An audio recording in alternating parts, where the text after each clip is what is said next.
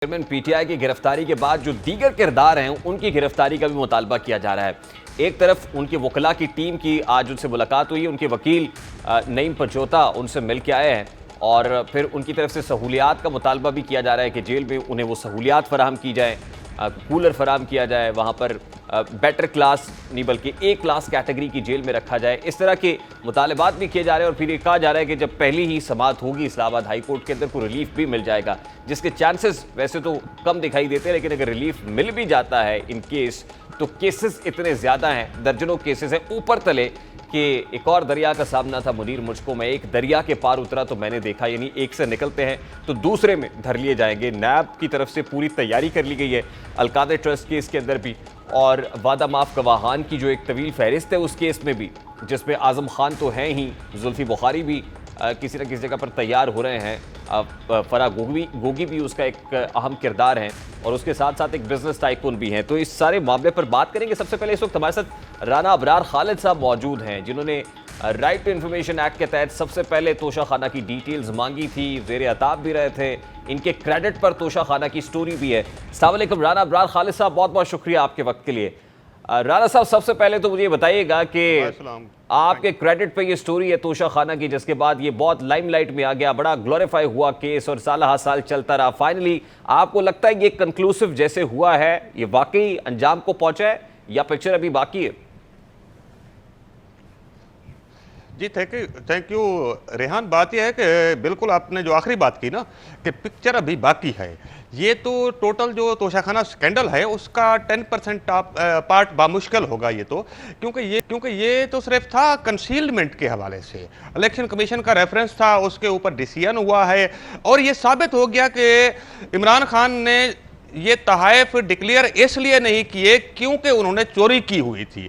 अगर उन्होंने चोरी ना की हुई होती और वो गिल्टी ना होते तो वो तहाइफ एनुअल एसेट डिक्लेरेशन में इलेक्शन कमीशन ऑफ पाकिस्तान को डिक्लेयर करते। उन्होंने डिक्लेयर नहीं किए, ना तो गिफ्ट डिक्लेयर किए और ना गिफ्ट बेचने से जो उनको इनकम हुई, जो पैसे उनको मिले, वो इनकम के खाने में उन्होंने डिक्लेयर नहीं किए। इसलिए ये क्रिमिनल रिस्पॉन्सिबिलिटी बनी, क्रिमिनल ऑफेंस बन गया और उसके नतीजे में उनको सजा हुई है।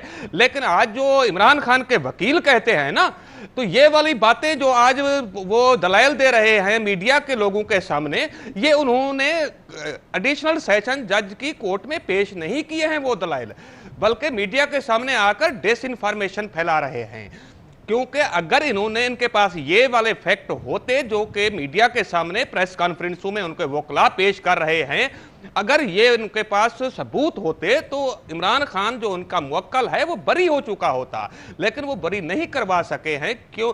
या 14 महीने ये केस चला है, इसकी तकरीबन 45 हेयरिंग्स हुई हैं। 45 हेयरिंग्स के अंदर मैं सवाल पूछता हूं कि मुलजिम इमरान खान के वकीलों ने कौन सा एविडेंस पेश किया कि उनके मुवक्किल के ऊपर लगाया गया इल्जाम झूठा है? उन्होंने सिर्फ जज के साथ लड़ाई की है, जज को मुतनाज़ा बनाने की कोशिश की है, उन्होंने कोर्ट के साथ लड़ाई की है, उन्होंने सिस्टम के साथ लड़ाई की है। हर मर्तबा वो हाई कोर्ट में केस को चैलेंज करते रहे और हर मर्तबा हाई कोर्ट ट्रायल कोर्ट में वो मामला भेजती रही है।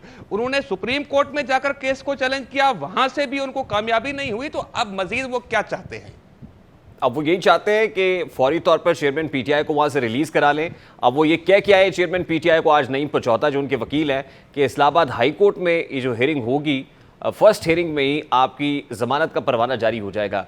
What are you looking at? आपको लग रहा है कि इसमें जमानत इतनी आसान है या कोई लैकूनाज मौजूद है इस जजमेंट के अंदर? रेहान, बात यह है कि हम वकील नहीं हैं, हमने लॉ की तालीम भी हासिल नहीं की, लॉ प्रैक्टिशनर भी नहीं हैं, लेकिन मोटी मोटी बात हम समझते हैं कानून की। वो यूं है कि जब ट्रायल के दौरान आप बार बार केस को की मेंटेनेबिलिटी चैलेंज करें और हाई कोर्ट में ले जाएं, 4 मरतबा हाई कोर्ट में लेकर गए हैं, तो हाई कोर्ट के जज इस केस की मुकम्मल फाइल को पढ़ चुके हैं, उसकी निट्टी ग्रिटी से वाकिफ हो चुके हैं और हाई कोर्ट के रिकॉर्ड के मुताबिक हाई कोर्ट ने हमेशा इस केस में मुलजिम इमरान खान को, जो कि अब मुजरिम बन चुके हैं, मुकम्मल रिलीफ नहीं दिया था, बल्कि ट्रायल कोर्ट को हक बाजानिब समझते हुए मामला वापस ट्रायल कोर्ट में भेजते रहे हाई कोर्ट के जज। इससे ये जाहिर होता है कि काफी हद तक हाई कोर्ट के जजेस केस से कन्विंस हो चुके हैं, उनके लिए ये कोई नई चीज नहीं होगी, लिहाजा मैं समझता हूं कि रिलीफ के इम्कानात काफी कम हैं। एक पिटीशन तो आज सुप्रीम कोर्ट में भी दायर कर दी गई है, सुप्रीम कोर्ट ऑफ पाकिस्तान से भी दरखास्त की गई है कि ये ट्रायल जो है वो दोबारा किया जाए। देखो ना, ये बात है कि रिट पिटीशन आप क्यों कर रहे हैं? इट्स मीन कि आप गिल्टी हैं। एक केस का ट्रायल कोर्ट में फैसला आ चुका है, आप अपील करें, अपील में रिलीफ मांगे। रिट पिटीशन का मतलब यह है कि ये अभी तक सिस्टम से लड़ रहे हैं, और जब आप सिस्टम से लड़ेंगे और आप गिल्टी होंगे तो कैसे आपको रिलीफ मिलेगा? मुझे आप ये बताएं, रेहान साहब के 45 हेयरिंग हुई इस केस की। इल्जाम यह था, 2 डॉक्यूमेंट थे, 2019 का एसेट डिक्लेरेशन गोश्तवारा, 2020 का, जिसके अंदर इमरान खान ने खुद एंट्रीज की हैं अपने तमाम तर एसेट और इनकम की। इल्जाम यह लगाया गया कि जो तहाइफ इन 2 सालों में इमरान खान ने रिटेन किए उनकी एंट्री मौजूद नहीं है, वो डिक्लेयर नहीं किए। इनके वकला ने कहा क्योंकि वो बेच दिए गए थे इसलिए डिक्लेयर नहीं किए। तो फिर इलेक्शन कमीशन ने यह पूछा था कि जनाब आपके मुवक्किल को जो पैसे मिले वो इनकम है, वो इनकम में कहां शो किए आपने? तो इनकम में तो क्योंकि इमरान खान सिर्फ अपनी तनख्वाह बतौर एमएनए जो उनको मिलती रही वही शो करते थे, इसके अलावा वो कोई इनकम शो नहीं करते। मुझे ये बताएं कि 45 हेयरिंग्स में ये दो डॉक्यूमेंट हैं, इनको चैलेंज किया इमरान खान के वकीलों ने? मेरा क्वेश्चन ये है, क्या देखिए चैलेंज राना झूठा है या सच्चा है, वो अलग बात है। आपने बड़ा स्ट्रांगली इसको फॉलो अप किया, आपने इस स्टोरी को बड़ा स्ट्रांगली फॉलो अप किया, आपके फिंगर टिप्स पे है। लेकिन मेरा सवाल आपसे बड़ा सादा सा है कि एसेट डिक्लेरेशन के अंदर ये तमाम तर तहफ़ की तफसीलात ना देना ये जुर्म था चेयरमैन पीटीआई का। आपको नहीं लगता कि और भी बहुत सारे लोगों के एसेट डिक्लेरेशन फॉर्म चेक करने चाहिए फिर जिनको तोशा खाना से तहफ़ मिले? हाँ, तो करने चाहिए, बिल्कुल करने चाहिए, इसमें कौन सी कोई आर है? जिन जिन ने तहाइफ रिटेन किए हैं उनके ऐसे डिक्लेरेशन फॉर्म चेक करने चाहिए।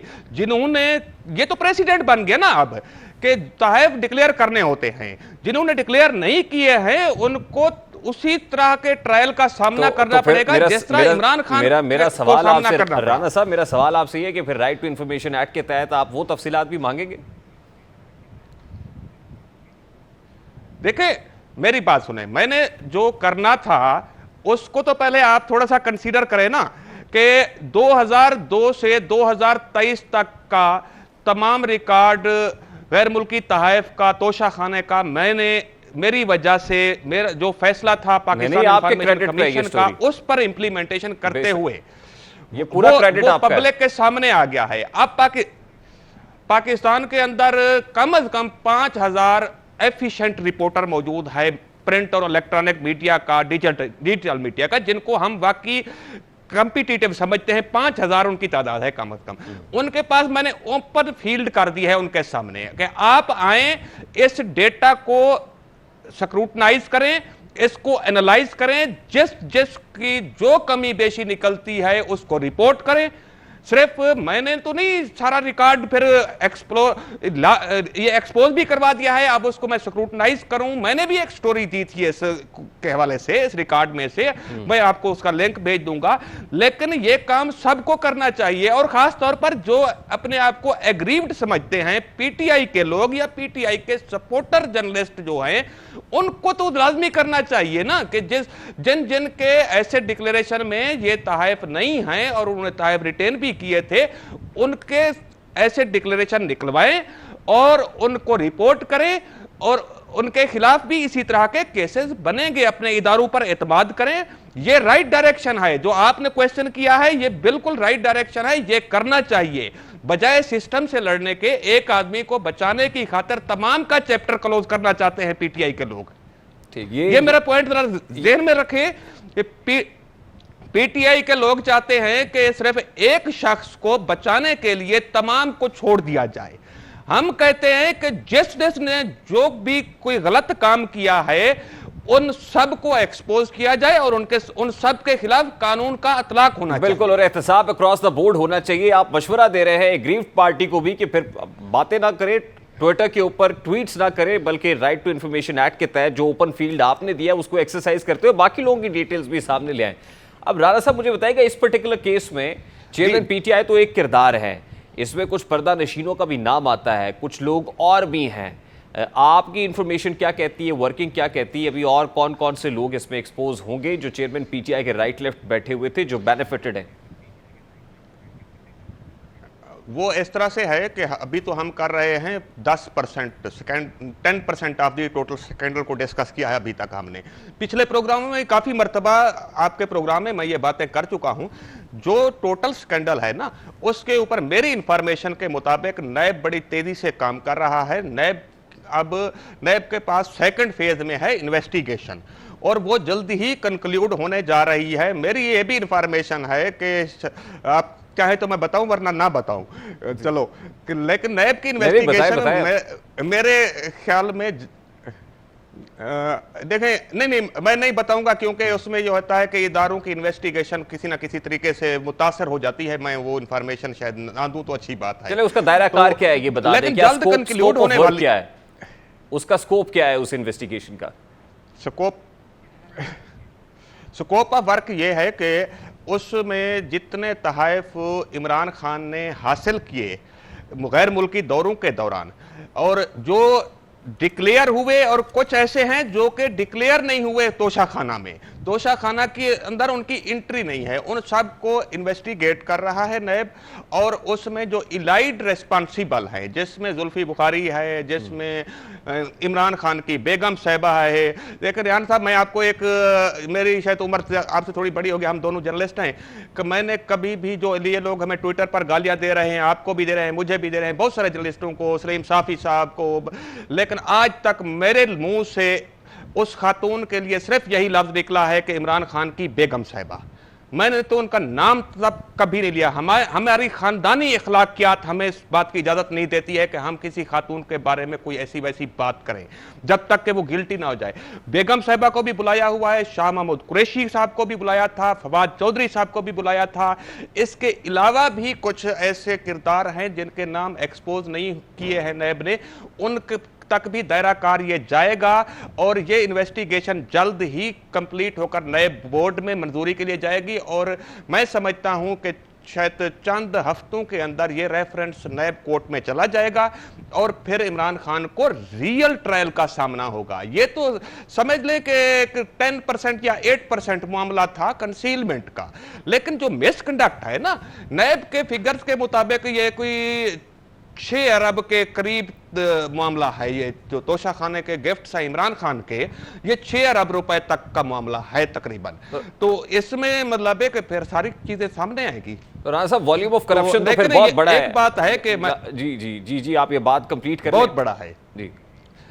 हाँ हाँ, लेकिन मैं, आप मुझे इजाजत दे तो मैं एक बात करना चाहता हूं जाती हवाले से, कि ये सारी चीजें हो रही हैं, लेकिन इस सारे मामले को पब्लिक के सामने लाने की, और जिसमें सिर्फ इमरान खान नहीं है, दूसरों के भी तमाम तर डेटा सामने आया है, दूसरे लोगों के खिलाफ भी, चाहे सियासतदान हो चाहे ब्यूरोक्रेट हो, उनके खिलाफ भी इन्वेस्टिगेशन के दरवाजे खुल गए हैं, सिर्फ मेरी एक आरटीआई की वजह से। और उस आरटीआई की जो मैंने कीमत दी है, जो मैंने प्राइस पे की है, और अभी तक मैं पे कर रहा हूं, आप जाती तौर पर जानते हैं, और जिन हालात से मैं गुजरा हूं, इस हुकूमत में जो कि अभी मुद्दत पूरी करने वाली है, इस हुकूमत में भी मुझे इंसाफ नहीं मिला है। मुझे रिलीफ तो दूर की बात है, मुझे इंसाफ नहीं मिला है। मैं आज भी इंसाफ का मुतलाशी हूं। जिस तरीके से मेरे भाई के और मेरे कजन के खिलाफ राजनपुर में मुकदमात कायम किए गए, और मुझे मेरे भाई को इनकाउंटर करने की धमकियां दी गई। मुझे एसएचओ ने, इंस्पेक्टर ने कहा कि जहां मिलेगा मैं उसका इनकाउंटर कर दूंगा। आखिर किस जुर्म में? इस जुर्म में कि मैं जो है इंफॉर्मेशन मांग रहा था, मैं सच को सामने लाने की जद्दोजहद कर रहा था। इस जुर्म में मेरे भाई का इनकाउंटर करने की कोशिश की जा रही थी। तो आज तक वो मामला वहीं पर लटका हुआ है। तो मैं पंजाब की जो एडमिनिस्ट्रेशन है, बड़े एक्टिव एडमिनिस्ट्रेशन है, बहुत फाल है, बल्कि वो पंजाब स्पीड इंफॉर्मेशन एडमिनिस्ट्रेशन है, उनसे भी मैं बस्ता गुजारिश करता हूं, और बाकी जो पाकिस्तान के जिम्मेदारान हैं, कि मुझे इंसाफ कब मिलेगा। नहीं, अवाम मैं को जाती तो इंसाफ हैसियत में मिल भी गया है राना कि अबरार खालिद जिसने साहब चोरी की। ये बड़े कर्ब और बड़ी दुख की बात है जिसका इजहार आप कर रहे हैं अपने दुख का, और मैं जाती हैसियत में भी बिल्कुल इससे लाइल नहीं हूँ। मुझे पता है कि जिस विक्टिमाइजेशन का निशाना आपको बनाया जा रहा है, और ये इन्फॉर्मेशन हमारे साथ शेयर भी हुई है, मैं रिक्वेस्ट करूंगा अरबाब इख्तियार से कि उस वक्त जो कुछ हुआ, जो काम आपने किया है, उस नेकी का बदला इस अंदाज में ना दिया जाए। पॉलिटिकली वो विक्टिमाइजेशन जो पीटीआई दौर में शुरू हुई थी, वो तसलसल रुकना चाहिए था, खत्म होना चाहिए था, ताकि कल को भी, जैसे आपने अपने दीगर जो जर्नलिस्ट फ्रेटर्निटी के दोस्त हैं ना, उनको कहा कि आप आरटीआई का इस्तेमाल करें, तो कल दूसरे लोग भी बेधड़क राइट टू इंफॉर्मेशन एक्ट का इस्तेमाल कर सकें, वो कहीं तो आपको देख के साफ डर बह ना रहे- जाए, दुबक ना जाए। साफ बह रहे हैं। मुझे राना अबरार खालिद साहब, I have to take a very quick और शॉर्ट मैं ब्रेक। राना साहब, I have to take a break. बहुत बहुत शुक्रिया। राना अबरार खालिद साहब हमारे साथ मौजूद थे।